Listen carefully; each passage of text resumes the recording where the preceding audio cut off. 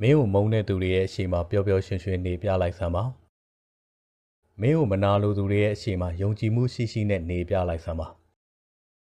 မင်းကိုစွန့်ခွာသွားသူရဲ့အရှိမအေးစေပါအပြုံးမပြတ်ဘူးလို့သိအောင်နေပြလိုက်စမ်းပါမင်းမြတ်တာကိုစော်ကားသွားသူရဲ့အရှိမအေးချမ်းတည်ငြိမ်စွာနေပြလိုက်စမ်းပါမင်းကိုတိုက်ခိုက်နေသူတွေရဲ့အရှိမပြုံးပြအောင်လှိုက်လိုက်လဲပြုံးပြလိုက်စမ်းပါမင်းကိုထင်သေးပြီးလူရမတွင်းခဲ့တဲ့သူတွေရဲ့ရှေ့မှာလက်မထောင်နိုင်တဲ့ဘဝကိုပိုင်ဆိုင်နေပြီဆိုတာကိုလက်တွေ့ပြလိုက်စမ်းပါမင်းရဲ့မကောင်းတဲ့ကိုပြောနေတဲ့လူတွေနဲ့မျက်နှာချင်းဆိုင်တွေ့ခဲ့ရင်လေမလုံမလဲနဲ့မဝင်မရဲဖြစ်မနေပါနဲ့အေးဆေးပါဆိုတဲ့ပုံစံနဲ့အထက်စီးကနေပြုံးပြလိုက်ပါမင်းရဲ့ဘဝဆုတ်ပြတ်တတ်သွားတာကိုမြင်နေတဲ့သူတွေရဲ့ရှေ့မှာခံကြားထဲဝါသွားနဲ့တီတီငိမ့်ငိမ့်နေပြလိုက်စမ်းပါဒါကမင်းကိုမုန်းတီးနေတဲ့သူတွေမနာလိုဖြစ်နေတဲ့သူတွေကိုလှလှပပနဲ့အစင်တန်းရှိလက်စားချေလိုက်ခြင်းပါပဲ